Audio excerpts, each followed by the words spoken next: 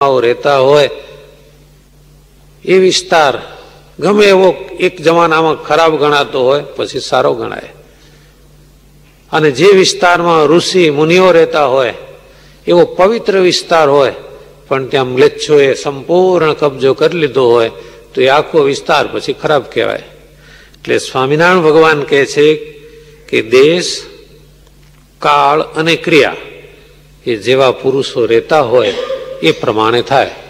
સારા પુરુષો રહેતા હોય તો દેશ, કાળ, ક્રિયા સારા થઈ જાય, નઠારા પુરુષો રહેતા હોય તો એ નઠારા થઈ જાય. અને દેખાય છે સમર્થ પુરુષ જે હોય તો આખી પૃથ્વીમાં પોતાના સ્વભાવ પ્રમાણે દેશકાળ ક્રિયા પ્રવર્તાવે. જેમ કે અંબરીશ જેવા રાજા કે યુધિષ્ઠિર જેવા રાજા રાજ્ય કરતા હોય તો આખા દેશમાં ધર્મ પ્રવર્તાવે, ભગવાનની ભક્તિ પ્રવર્તાવે. એથી ઉતરતો કોઈ પુરુષ હોય તો એક દેશમાં પ્રવર્તાવે, એથી ઉતરતો હોય તો એક ગામમાં પ્રવર્તાવે. આપણા સત્સંગમાં ઘણા એવા દાખલા છે.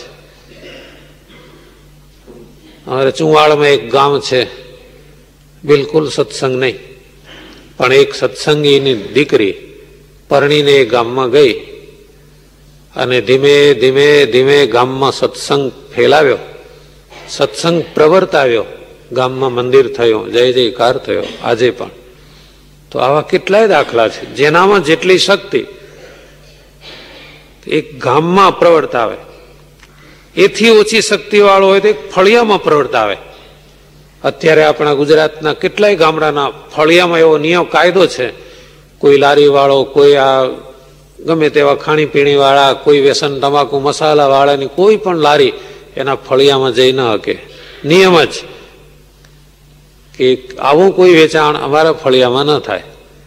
તો શ્રીજી મહારાજ કહે છે એથી ઉતરતી શક્તિ વાળો હોય તો પોતાના ઘરમાં પ્રવર્તાવે.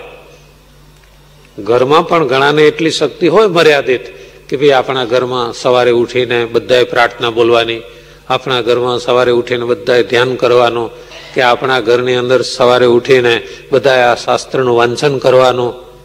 એ નિયમ જ થઈ જાય એ ઘરમાં. જોકે આ વચનામૃતમાં આ વાત સાંભળ્યા પછી ખ્યાલ આવ્યો આપણે કેટલામાં પ્રવર્તાવી છે. આપણે ઘરમાં પ્રવર્તાવી શક્યા? ઘરમાં 4-5 માથા હોય પણ એ બધાની કોપરીમાં ધર્માંશ, ભક્તિનો અંશ આપણે પ્રવર્તાવી શકીએ છીએ કે નહીં, ખ્યાલ આવી જાય. એક ઘરમાં એક સજ્જન સવારે પૂજા કરે, એ બહુ ભાવિક, ઠાકોરજીની મૂર્તિ પધરાવી, માળા હાથમાં ચાલે, અને એ જ વખતે ઘરના બીજા સભ્યો પરવારી જાય એટલે એ ચાલુ કરે.